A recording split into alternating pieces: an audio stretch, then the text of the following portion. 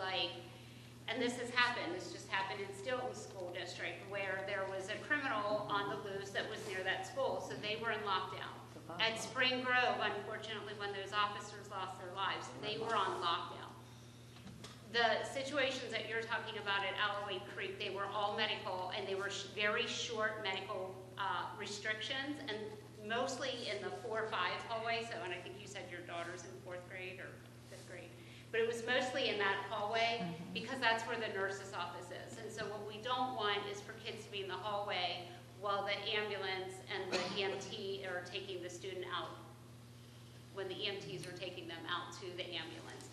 So we generally do a restricted movement. So I reached out to all the schools because I'm always notified when we're on lockdown or restricted movement. See, I even do it, unrestricted movement. And I said, just to make sure I'm fully aware how many, so we've had the 3 at the elementary for medical, and then we had the 1 here last week for that situation. And the high school principal is going to hate me for saying this because he's like, please knock on wood, we haven't had any restricted movements in the high school this year. So just know, and most of the medical restrictions are pretty quick. The one obviously last week took more time. It took longer than we had anticipated, and that's why we put the initial first message out until we gathered all of our information to get the second message out. But I did hear your comment. I think that what I'd like to see is like when that restricted movement goes in place, because we are in such high alert because of all the things that happen in our country, and because we are scared to send our kids to school in the most of the time, just sending out a quick alert, just like you would for weather. Hey, we're on restricted movement. Now it's been lifted. I hear what you're saying. Keeping the transparency alive is really important to every family in this district, and I can speak for a lot of people in that. I hear what you're saying, and I'm not saying I disagree with it. When we are a public school, we educate everybody. At Alloway Creek, we have a multiple disabilities classroom, an MDS classroom. These are kids that have serious medical issues. There are going to be times when, and this young man who had a serious seizure, today I'm glad to say I believe he's doing okay to the best of our knowledge and so on. But I mean, those when you're housing MDS classes, we have to make a decision. By sending out an alert, do we make people much more upset? Does social media go on fire like it does these days? Thank God I grew up in an era where we didn't have social media, and the way it just perpetuates itself. So we constantly are put in the middle. Should we or shouldn't we? I guess what we should do is err on the side of communicating. Yes. I get what you're saying. But I also would say if it's an isolated incident on a young person who's having a seizure, does that need to go out to everybody? I'm not sure if that does or not. We've held you here long enough. Nick, please, yes, please do. I want to just address something. To address part of your concern, and even the gentleman in the back, the concerns that you stated earlier, relating to student discipline matters and staff discipline matters, personnel matters.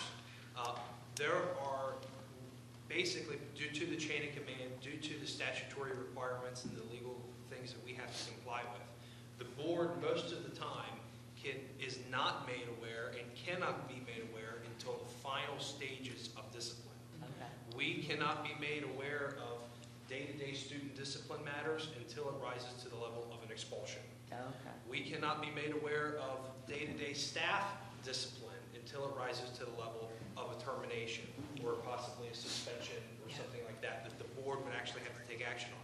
Because we have to be an impartial, fair jury to conduct a hearing, either a termination hearing or an expulsion hearing.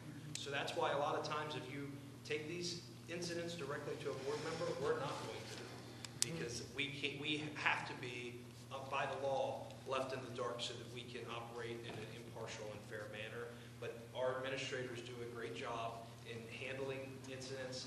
I have the full confidence in these two that they will address concerns as they come up, and that's their job to handle student and teacher discipline in the early stages until it rises to such a level that the board has to. But if it's something as severe as a criminal activity that could result in a liability issue for the school, I would disagree that the school board shouldn't be made aware for the purpose of understanding the liability, because if that student and it determines that like, hey, the investigation is done, and then something happens, the school is now liable for that situation. So in that case, I'm not saying it's right or wrong, I'm saying that you should be liable. You should understand that to understand the liabilities within your district. And I will say that our superintendent and solicitor, I'm sure in situations that would involve any sort of liability, our solicitor, I'm sure, is heavily involved in those types of matters. And we'll take it back to the solicitor for questions, but we have to, because if we're pre-exposed to a student discipline matter, we can't conduct a fair expulsion hearing, and so therefore, the board is unable to do its fulfill its statutory requirement. Thank you. Can I just, I'm sorry, one more question. So, I know, so after the last incident, many parents reached out to me, and suggested there was another situation with a teacher. And they suggested they made phone calls, they emailed, and there were several people, and it's very concerning to me. My children are kind of past.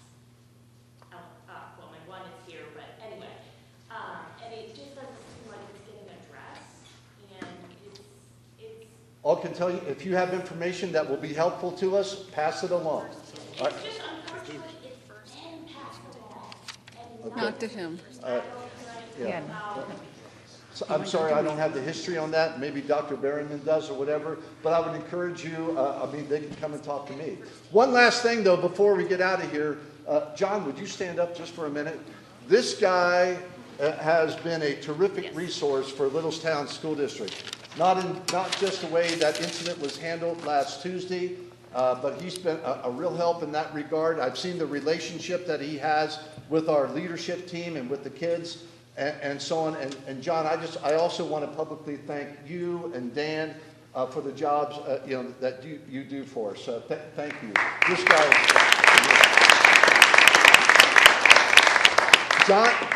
John, if they keep behaving like this, we may not have you come to some of these meetings in the future. All right. Good night, guys. Good night. Have a good one. Thank you.